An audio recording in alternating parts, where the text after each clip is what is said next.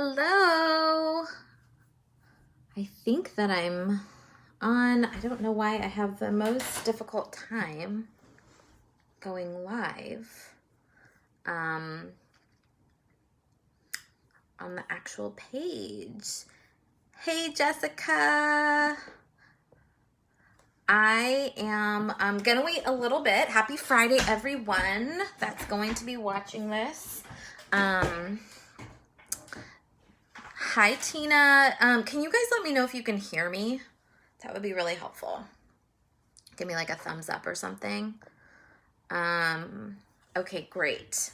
I think that means yes. I don't know why. I cannot figure out how to do this from my laptop. I can only go live in this group on my phone, which is a little annoying, but here we are. Maybe someone can teach me that later. Yay. Okay, so today we're talking all about sponsorships. And I am excited to talk about this because sponsorships tend to be something I get asked about a lot, or like I see people posting about how to recruit sponsorships a lot in different Facebook groups or online and forums or whatever. And for whatever reason, they seem to be kind of this like, I don't know, mythical unicorn or something that they're really hard to get. And so before I get into some strategies, I just want to kind of say some maybe unsexy, I don't even know if advice is the right word, but some hard truths. And the fact is that sponsorships, are not always like the holy grail that we might want them to be. And they're often cultivated and realized through relationships that organizations have. So very, very, very rarely do I see nonprofit organizations kind of pitch a sponsor cold and it results in this like huge, amazing partnership for the first time out of nowhere. Like everything in fundraising, it doesn't usually work like that, unfortunately. So what we're going to talk today is a little bit about where to find donors, how to level our expectations when it comes to recruiting sponsors, and then offerings, especially in this time of COVID and virtual events. We're going to talk about what is actually possible to offer our sponsors, as well as thinking through what they want, because, we can't do as much in person. It's just the reality. Okay, so we're going to dive in because I want to be able to answer some questions at the end. Obviously, if you do have questions, feel free to just pop them in the comments. I would be happy to respond, especially if you have a specific question. Okay, so where to find sponsors. So I don't know if you guys also follow me on Instagram. If you don't, it's kind of my preferred platform, and it's where I do a lot of teaching for free. But today I actually just posted about something I teach my students, which is called the inside out method. And the idea around this is that when you are looking for new donors, you actually start with the core. Usually your board of directors. It could sometimes be your staff, but I wouldn't always put that expectation on people. So the idea is that you want to start from the inside and work your way out. So you would first start with your core, your board of directors, who in theory are the people that should be the most invested, the most committed people to your cause and the work that you do, right? So you want to start with the center. Hey, Nikki, glad you could make it. So with the inside out method, you're going to start at your core. So you're going to reach out to your board of directors and you are going to ask them to ask if they know anyone that would be interested in being a sponsor. I know that this is not revolutionary, but again, the number one reason why people don't give is because they aren't asked and because people aren't asking. So this could look in the form of everything from people reaching out to their personal network, people reaching out to their own employers to see if they would do sponsorship. A lot of companies will do that. It could be reaching out to friends and family. Like, I would start at your core because, again, these people are in theory, the most committed to your cause and organization. The next level of the inside out method is, your volunteers and major donors. These are people that are already committed to your cause in some way, shape, or form. They generally give one of the most valuable resources, which is time. And if people give their time, you know that they love you. My dad actually always says that it's so much easier for him to give money than time, because it's actually more expensive to give his time because he's really good at his job. He makes a really good salary. And so it's way easier for him to write like a $250 check than it is to go volunteer or whatever. So people that give you their time love you. And you could also be asking them to ask their networks about who might be interested in joining your cause, being a sponsor, etc. The final group of the inside out method are people that are your lower level donors, or maybe people that sit on like an advisory committee. These are people that like your organization, but you all might not yet be their number one, right? But they obviously care about you. And so I would suggest also reaching out to a core group of those people. It is really hard, as I mentioned from the beginning, to raise money, whether it's through sponsorships, individual donations, events, etc. Cold. It's really, really, really hard. And for any of you that are small nonprofits, I would almost just not recommend doing it. I know that it is the unpopular way to teach that there's no silver bullet and that this is going to take time, but I would start with warm leads because they are going to move the needle faster for your organization than you spending a ton of time researching and reaching out to basically strangers to pitch them on a partnership. So that's why I would suggest reaching out from the inside out. Now, with that method, what you can do is brainstorm a list of who you know might be ideal partners. So let's just use an example. Let me think of one. Well, we have Nikki here on the call, and she works with women who have experienced or are currently experiencing breast cancer, and they need a lot of support. And so again, I'm just making this up, but I would think that a brand such as, I don't know, or Nikki, tell me, like, who's your ideal brand you would love to work for? Let me think. I don't know. Beauty Counter. There we go. And I know you already have some sort of relationship with them, but let's say you didn't, right? But you wanted an in. What you could do is reach out to your board of directors, the inside core, or maybe your volunteers or your major donors, and then maybe even your lower level donors or your advisory committee members, and say, does anyone here know someone who works at Beauty Counter? Can you make an introduction? And by giving them kind of the answer, then they don't have to do the work. They don't have to think through, well, who do I know? Who would be good? I don't know if they would be good. It's like, give them your list of who your ideal partners are, and then let them say, oh yeah, I do know someone. People love to be helpful. I do it all the time. I don't know if you guys, even earlier this week on a separate example, for whatever reason, people have been sending me job descriptions because they know that I'm connected in the nonprofit world, especially with a lot of nonprofit fundraisers. And so they've been asking me to share opportunities. And I love doing that. It takes 2 seconds. But if someone was like, hey, do you know of any nonprofit jobs out there? It would just take like extra work for me to think about it versus someone saying, here's a job description. Can you go to town for me? So again, as an organization, I would spend some time coming up with your ideal partner list because you already know what you need. And then I would put that in front of your circles of people and ask. That is the ask you're asking of them. So that's number one. Again, I'm going to just say I don't think that going the cold lead route is the most effective way to recruit sponsors, especially when you're young and small.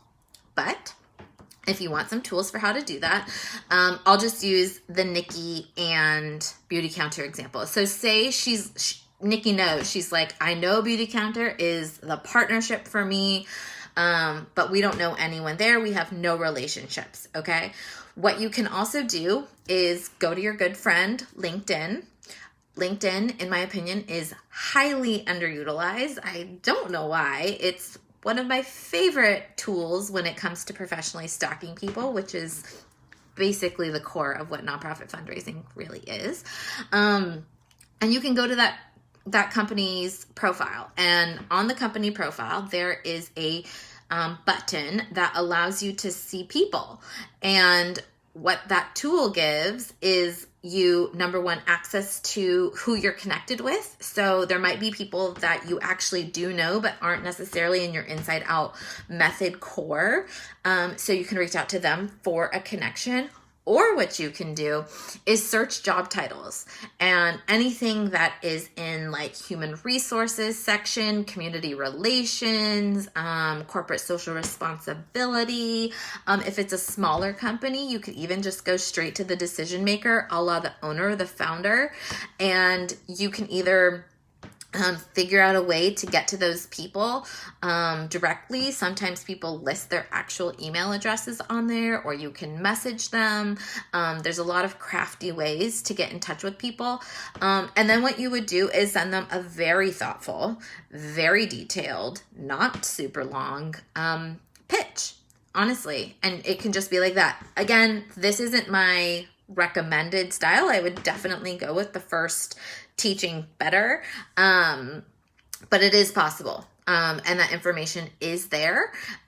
So that's kind of my tips on how to find sponsors. So just to recap, again, go with your inside out core, second core, third core of board of directors, volunteers, major donors, and then low-level donors and maybe like advisory committee people. And then put a list in front of them to see if you have any internal connections. And if not, then you can go the other route of searching for that person via LinkedIn or Google, whatever. Okay, so the next thing I want to talk about when it comes to sponsorships today is the re-leveling of expectations. So we're just in a super unprecedented time where, you know, I saw something like, no one is an expert in COVID-19. No one is an expert in how to handle global pandemics. We're kind of figuring this out on the fly. And where you might have recruited sponsorships at different levels before, I think you need to re-level those expectations given the current climate.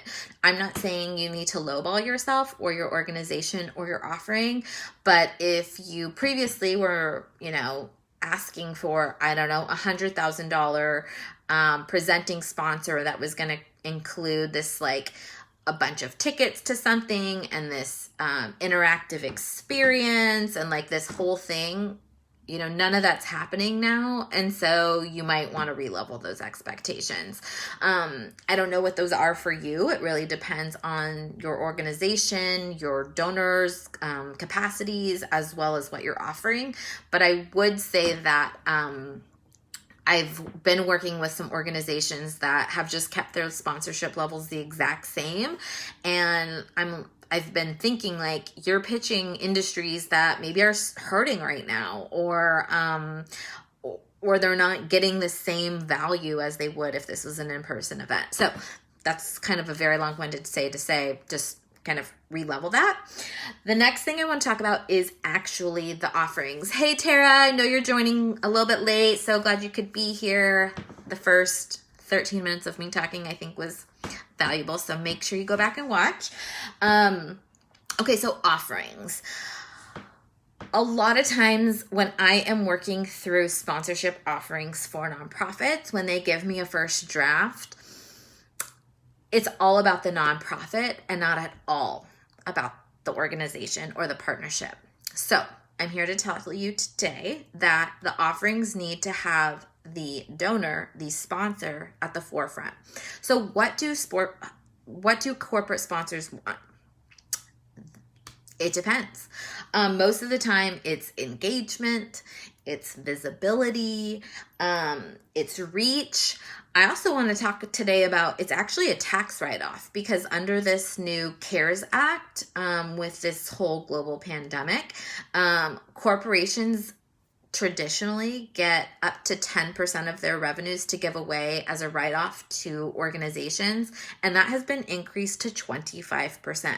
So for the industries right now, like the gaming industry, the alcohol industry, I was listening to someone talk about, I guess like bicycles are on the rise because people are at home and they can't go to the gym and they're tooting around town. It's turning really nice with the weather. I guess bicycles are like flying off the shelves. Who would have thought? So if the industry is thriving, they're making more revenue than ever.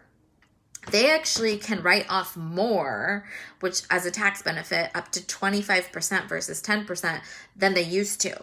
So that is an incentive, because they might not know that, or they might have like heard about it, and it's your job to inform them about that. So what do offerings look like? What can they look like, right? It can be all over the place. But for the sake of this conversation today, we're going to pretend that this is in the time of COVID-19, meaning it can't be in person. So you can offer them visibility to your audience. And I think it's really important for you to clearly say what your audience is, even if it's small. So let's say, I'll just use Tara, for example. She's a startup nonprofit. She is growing her audience. The last time I checked in with her, she had like 1,000 followers on Facebook, and I think a couple hundred on her email list, and same for Instagram and such. But she has an audience because she works with families who struggle with infertility, many of whom are trying to grow their families. She has an audience that is perfectly primed for anyone that offers those services. So, and those services generally are very expensive. So any kind of, doctors, fertility specialists, naturopaths, like any of that type of industry that is her audience.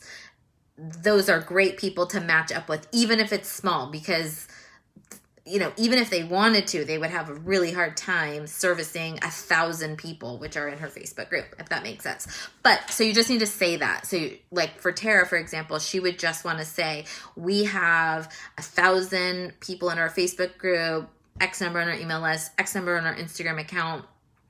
And she would want to say that are committed to infertility awareness or something like that. Like, be specific in who they are. Nikki might say something like, who are advocates for breast cancer, or who are women, or who women ages X. You just want to get specific in who that audience is. So you want to share that information so that the partner knows what their reach and visibility might be. You also want to tell them what your engagement is. So for example, if you have really high engagement, for example, I know Nikki, at least when I follow on Instagram, she has a lot of people liking and commenting and interacting with her content. You want to share that. So you want to actually do the math. And the way you do the math is you, kind of pick 3, social posts, for example, and then take the number of people that are following you. Take the number of likes and comments, add them all up, and divide that by the number of people that are following you, and that's your engagement number.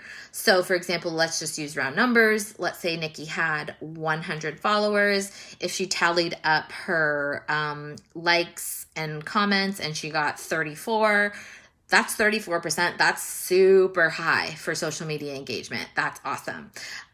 You want to do the same for your email list. You want to kind of click through you want to add up what your click-through rate is, as well as what your open rate is. I would say 20% is like average. Anything above that is awesome. And if you're a retailer like Target and Anthropologie, I bet your numbers are more like in the 12% range.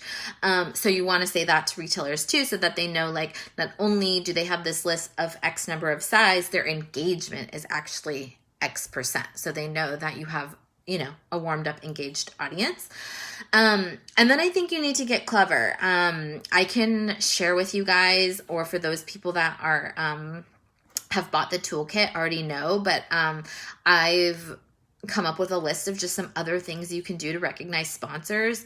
If you are doing a virtual event, some ideas include like putting together a digital swag bag, where people can offer coupon codes or journal prompts or playlists or gift cards that can be digitally sent. Like, these are all good ideas. You can have a digital step and repeat. So if you're doing any kind of event that's live, there are, like, for example, in Zoom, you can have a background and you can digitally post people's brands there to give them some more visibility. You can shout them out. You can say, when you're presenting something, brought to you by X brand, that again goes to your audiences. You can have a banner at the bottom of a social post, or at the bottom of a presentation that says, this was brought to you by social post, whatever. You can include them, same kind of digital recognition on your social media, on your website, on your emails. There's lots of options there. I think it's worth asking them, what do you want? And for them to reply. And then you put your thinking cap on and figuring out what would best serve them. I'm actually working with a client right now where we're going to launch their first campaign in the next couple of months. And one of the things that we are working to do is secure a corporate partner that will be featured as like the brand partner. That will provide a match up to a certain amount of dollars. And so we're only going to be giving that to one company. And so there's exclusivity. There is, and they're going to get a lot of recognition for being kind of that champion out of the gate. So you can offer that as well, kind of something that's exclusive. You're not going to give this to anyone that's going to give you money, things like that. I'm happy to brainstorm all day, or if you guys want to write in the comments, if you're like, oh, I was thinking of adding this, or I was thinking of putting this in, I'm happy to like riff on that with you. And then I would just say, like, don't be afraid to get customized. I know that sometimes as nonprofit professionals, we have 25 billion things to do and not a ton of time to do it. But I promise you, if you go that extra mile with these corporate partners, you can get their staff involved. A lot of organizations love volunteer engagement. They can get reach, visibility, if they can get exclusivity, any of that kind of thing is going to really make you guys stand out. And so I would urge you to not have everything, especially at those higher levels, be cookie cutter. For the lower levels, yes, those can be cookie cutter, but for the higher level, the ones that you're really looking for a partnership with, I would ask them what they want and then get creative and collaborative on what that could look like. That could look like a ton of different things. That could be doing a collaborative blog post. That could be a safe or social distancing volunteer opportunity. That could be some sort of educational panel together. Like, I could go on for days. It's actually a problem of mine where I can't turn my brain off. But yeah, feel free to ask any questions. I'm just going to go back and look at some of these questions you guys put here. Tara asks, what would your normally increase? I keep deciding if I should increase or keep the same for sponsors. So I think what Tara's talking about, so Tara's been a student of mine for a while now. I love working with her, and she's so great, and she listens to everything I say and has seen such success so far. But what she's talking about is, so in her kickoff year, she has established what she's calling a founding partner. And I think you have like 5 or 6 of them. And what she's made is she's made this so special because these are the people that for the first time in her organization's history are taking a chance on her organization to be like the first, right? And so they get a lot of benefits for being founding partners. Now, you can't be a founding partner forever. And I think that the way she's structured it, it's had kind of like an end date before, for example, they would renew. And so I think that we need to come up with a way to word that. And yes, I would definitely think about increasing that amount. I think originally founding partners were like at the $1,000 level, and you've signed on like 5, maybe 6. So clearly people are able to do that.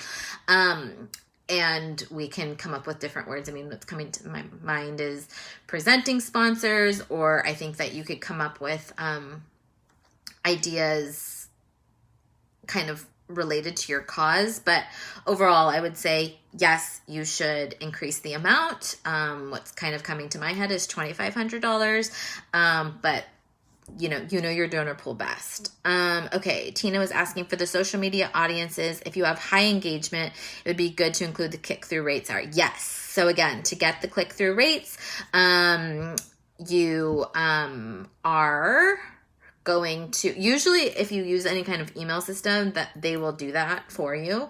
But again, it's dividing the number of clicks divided by the number of email subscribers you have, and that is how you get your click-through rate. Hopefully you don't have to do the math, and your email system will tell you that. Hey Mary, so glad you can make it with us. Oop, sorry guys. Okay, hey Jen. Okay, she says super helpful information. What do you think about offering something at a future event? For example, a sponsor of our fall fundraising campaign gets a T sign at our next golf tournament. What do I think about that? I see where you're going, and I see the instruction. I don't know if that's going to be super enticing for, number one, the sponsor. And I think it gets a little in that space of like stealing from Peter to pay Paul, if that makes sense. First of all, right now the future is so unknown that I am hesitant to have anyone plan out offerings too far in advance, because we just don't know how this is going to go. So what I'm saying is I would hate for you to perhaps offer this, and then, your next golf tournament comes around and here we are still not able to do golf tournaments. What I would do is, I think overall with virtual events, and now I'm getting a little off track and I realize I've been talking for a long time. We need to re-level our expectations all the way around. So what you did in your in-person event is not necessarily what you can do in a virtual event. And I think that comes with a lot of things that maybe I should do a different talk on. But the short answer is I don't think I would do that. I would focus just your offerings on your current event. And then if that person is someone you would also be asking for, let's say your golf tournament in the fall, I would present them with a new set of offerings. That might mean less money raised in the immediate, but I think it's better than shooting yourself in the foot with the unknown. That's what I would offer. Okay, Tara says, loving working with you too. Oh, she's so sweet. Yes, 5 at 1,000. So yes. Okay. I know there's just a few people left. I know I've been talking for 28 minutes. I would love if anyone has any sponsorship questions. For those of you guys that joined in a bit later, the first 15 minutes of the conversation I think was really helpful, and kind of like pinpointed some stuff on where to find sponsors, how to ask sponsors. So I encourage you to go rewatch that if you joined on a little bit late. But just to summarize before we jump off, and again, if you have a couple more questions, feel free to ask. But where to find donors. Start with your core first. work inside out. So start with your board of directors, go to your volunteers, and then go to maybe like your lower level volunteers. Remember, it's super, super helpful for you to do the work up front. So you come up with your ideal list of sponsor donors and then share that list with those core groups of people to see if they have a connection. I'll just, again, retell the story or make up a story. Like if someone said, hey, Jess, I see that you know someone that works at Beauty Counter. We think that they would be an amazing partner to sponsor our virtual event because our key demographic is women ages 35 to 55 who've gone through breast cancer and need natural products and blah, blah, blah, blah, blah. Could you make an introduction? I would be like, yes, because that's like the easiest thing in the world for me to do. So again, do the homework for them. Oh, how interesting. Nikki and Jen, if you guys are on the call, you guys should connect up because you both serve similar demographics of people. Different services, but you know, that would be good. Again, I'm also reminding you that cold lead fundraising is super, super, super, super hard. It's not my recommended method, but if you have to do it or you are going to fight through to do it, LinkedIn is your best friend. You can use that platform to search people to see if you have connections via that way and ask for introductions that way. Or you can just look for the decision makers. So the owners, the founders, people that work in things like human relations, corporate responsibility, community relations, that type of thing. And you can pitch them that way. Again, I would encourage you to re-level your expectations. And then when you're crafting your offerings, I would really, really encourage you to think about what the sponsor wants, not what you want, not what's easiest for you, but what does the sponsor want? What do they want to get out of this? Okay. Is it reach? Is it visibility? Is it, a tax write-off? Like, what is it? And then work backwards from what they tell you. Don't be afraid to customize. It's worth it in the long run. I promise, promise, promise. And I'll just say this to end. People are sponsoring. I'm actually going to do a blog post, maybe even as soon as next week because it's been fascinating. As you all know, I've been obsessed with like tuning into all things fundraising out there right now. And in the last couple of weeks, I've attended a lot of virtual fundraisers. And I was on one last Thursday and they raised about $400,000. Again, this is a organization that's like really established, has been at this for a long time. But they raised like $250,000 in sponsorships and virtual tables and things like that. So people are sponsoring things. I also would say, so you need to be asking. They're out there. But again, I would encourage you to do your homework up front. Find out what it is the sponsor wants. Don't be afraid to customize. And if you have any other questions, again, you guys know, like, I can't turn my brain off sometimes. I love riffing on this stuff. So don't be a stranger about asking me. I would love to be helpful. And on top of that, happy Memorial Day weekend. I didn't even realize it was because what's a weekend anymore, you know? I hope this was helpful. Questions come, keep them coming. And with that, I'm going to finish up and say bye-bye. Okay, you guys? Thanks for jumping on. Tina, so nice to have you here. Everyone, so glad. Okay, bye.